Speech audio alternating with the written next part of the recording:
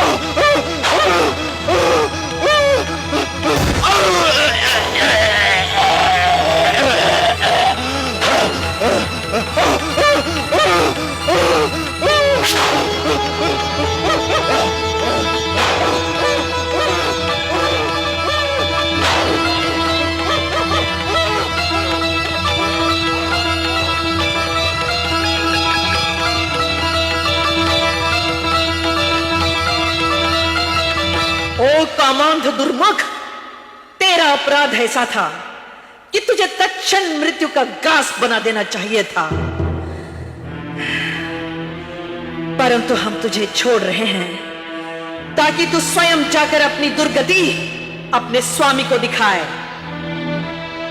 और उससे कहना, ओ घृणित काम पिपासु वासना के पुतले, तूने पृथ्वी ही नहीं स्वर्ग की पवित्र देवनारियों के सत को छलने का घोर जघन्य पाप किया है। अब तेरे पाप का घड़ा भर गया। मूढ़, याद कर अपनी माता को। क्या उसका यौवन और किसी अन्य सन्नारी का यौवन भिन्न है? नारी तो वो जन्मदात्री शक्ति है जो अपने जीवन के समूचे ओज और तेज को आंचल में ढालकर पुरुष संस्कृति को सींचती है। उसी ममतामयी सन्नारी को तुम अपनी वासना की फुर्ती मात्र साधन समझते हो। उसे शैया की शोभा समझकर उसके यौवन, शील, सत को रोनते हो, कुचलते हो। ऐसे जघन्य कुकर्मा इस धरा के भार हैं। उन्हें इस धरती पर जीने का कोई अधिकार नहीं। इसीलिए मैं असुर कुल की काल रूपा बनकर मृत्यु के रूप में एक तेजोमयी नारी के रूप में प्रकट हुई हूं। मेरी क्रोध की धधकती ज्वाला में दुष्ट महिषासुर समेत सारा असुर कुल स्वाहा हो जाएगा। तुम सभी पापियों का सर्वनाश हो जाएगा, सर्वनाश। सारथी, महिषासुर के प्रस्ताव के उत्तर में इसे हमारी तरफ से भेजा गया एक उपहार कहना। ले जाओ इसे।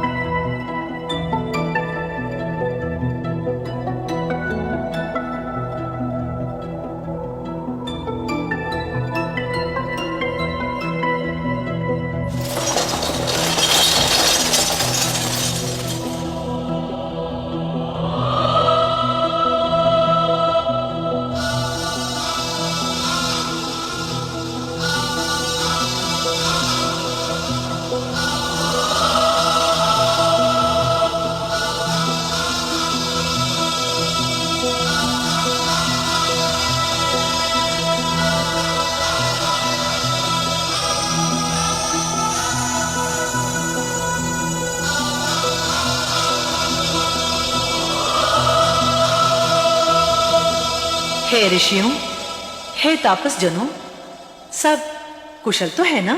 हे बाले, हमने तापस जीवन अंगीकार किया है, तो सुख दुख, कुशल अकुशल का हमारे जीवन में कोई स्थान नहीं है। परंतु हे सुकुमारी बाले, आपने अभी अभी एक भयानक दैत्य को बिना भयभीत हुए खिलौने की भांति मार गिराया। इस बात का हमें महान आश्चर्य है। हे भद्रे, ये आतताई असुर स्वभाव से ही हिंसक और क्रूर है। प्रतिशोध तो इनके रोम रोम में समाया हुआ है। हम तो ये स्थान त्याग कर कहीं और अनेत्र वन में अपनी कुटिया बना लेंगे, परंतु आपको तत्काल ये स्थान त्याग देना चाहिए, क्योंकि वो हत्यारे आपको क्षमा नहीं करेंगे। हे स्वभाव से सबके शुभ चिंतक ऋषि मुनियों, ये सच है कि मैं अत्यंत सुकुमारी, कोमल और लावण्यमयी हूं, परंतु ये कोमल दिखने वाला शरीर वज्र से भी अधिक कठोर है, सुमेरु और हिमालय से भी अधिक पाषाण है। मैं उन दुराचारियों के घोर दंड के रूप में ही यहां प्रकट हुई हूं। परंतु हे देवी, माना कि आप पराक्रमी हैं, परंतु आप अपना ये स्त्रीहट छोड़ दीजिए। कौन किसको मारेगा ये तो भविष्य के गर्भ में छिपा है, परंतु यहां अकारण अशांति स्थापित हो जाएगी और उस अशांति की आग में हम निर्दोष जन व्यर्थ ही झुलस जाएंगे। वैसे भी हम यहां इन दुष्टों के घेरे में 32 दांतों के भीतर सहमी छिपी जीभ की भांति जीवन जी रहे हैं। हम ना किसी के लेने में हैं और ना किसी के देने में। अगर कोई ऊंची आवाज में गर्जना करता है तो हम अपनी आंखें नीची कर लेते हैं। बस दुष्टों द्वारा अकारण आतंक स्थापित किए जाने पर कायरों की भांति नतमस्तक हो जाना, संसार के समक्ष अपने को निर्दोष और सहिष्णु सिद्ध करना गरिमाहीन मनुष्य के लक्षण है। जब भी राष्ट्र पर कायरों की बहुलता हुई है, उस राष्ट्र को आतताइयों ने रौंदा और कुचला है। ऐसी कायरता को शांति, अहिंसा, मैत्री के अलंकारों से शोभित करने वाले मानव संस्कृति और सभ्यता के अपराधी हैं। उन्हें ईश्वर भी क्षमा नहीं करते। इतिहास में वो लज्जा के पात्र बन जाते हैं। अहिंसा, शांति, सहिष्णुता, शील और मर्यादा के मुखौटों के भेष में छिपे कायरों को शक्ति और ओज का पाठ पढ़ाने के लिए ही मेरा यहां अवतरण हुआ है। ए भूमि पुत्रों, अपने अस्मिता को जगाओ, अपने स्वाभिमान और गौरव की रक्षा करो। आतंक स्थापित करने वालों को उचित दंड दो। महिषासुर जैसे दानवों को जन्म देने के अपराधी तुम हो, केवल तुम। धिक्कार के पात्र हो तुम सब। हे बाले, वो दुष्ट दानव असाधारण है। वरदान प्राप्त करके अजय और शक्तिशाली बन गए हैं। बाले, उन्हें प्रतिद्वंदी के रूप में ललकारने वाली आप तो अकेली हैं, वो भी हमारी जैसी साधारण स्त्री। मात्र साहस की भाषा बोलने से क्या हो सकता है? पुरुषों के सामने स्त्री का अस्तित्व ही क्या है? ऐसा न कहो भद्रे, स्त्री के अस्तित्व से ही इस सृष्टि का अस्तित्व विद्यमान है। ये जो पौरुष का दर्प जग में गर्जना कर रहा है, वो भी तुम्ही स्त्री शक्ति के गर्भ में 9 मास रहकर तुम्हारे ही रजकण से पोषित हुए हैं। तुम्हें ने इन्हें जीवन दिया है, परंतु तुमने अपनी सहज कोमल कमनीयता को पुरुषों का श्रृंगार और विलास बनाया है। उनकी वासना का खिलौना बनकर तुमने अपने गौरव को नष्ट किया है। उनकी आश्रिता दीनहीन अबला बनने का अपराध तुम्हारा है। तुम्हारी गोद में, तुम्हारे आंचल की छांव में पलकर चलना, बोलना, खाना, पीना सीखने वाले मनुष्य तुम्हारे शासक कैसे बन गए? स्त्री शक्ति आदि शक्ति है, सभी की जन्मदाता जननी है। वो निर्बला नहीं, परम बला है। ये सत्य आज स्थापित हो जाएगा। आप निश्चिंत रहिए, मेरे अंग प्रत्यंग में ब्रह्मा, विष्णु, महेश सहित सभी देवताओं और दिक्पालों की अपार शक्तियों का समावेश है। मैं दिग्विजयी महिषासुर समेत समूचे असुर समाज को भस्मीभूत कर दूंगी। तुम प्रत्यक्ष अपने नेत्रों से ये संहार लीला देखोगे।